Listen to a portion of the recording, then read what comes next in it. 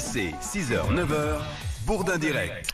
Amélie Chély, vous publiez le 7 mars En attendant le paradis, anatomie des radicalisations. Alors, je ne vais pas vous demander quelle est la situation sur place puisque vous n'y êtes pas allé.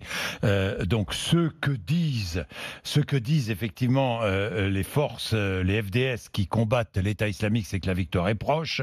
Alors, moi, je veux bien, mais si j'ai bien compris, l'État islamique retient en otage un certain nombre de civils que l'État islamique refuse de libérer. Il y a beaucoup d'étrangers parmi ces civils. J'ai vu que Donald Trump sommait tous les pays de récupérer leurs djihadistes, les Français, les Allemands. Les Russes ont commencé d'ailleurs à rapatrier des djihadistes qui seront jugés. Les Français, nous allons voir ce qui va se passer. L'Allemagne pose ses conditions.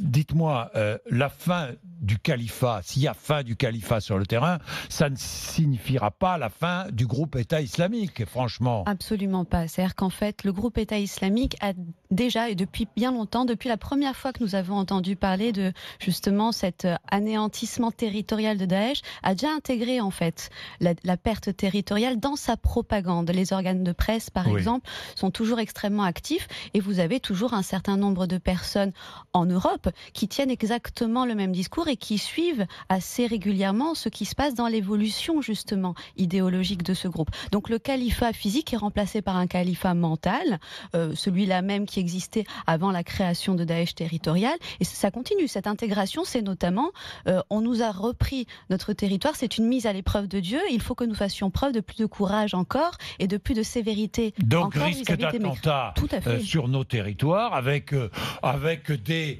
auteurs terroristes d'attentats qui ne viendront pas de là-bas, mais qui sont chez nous. Tout à fait.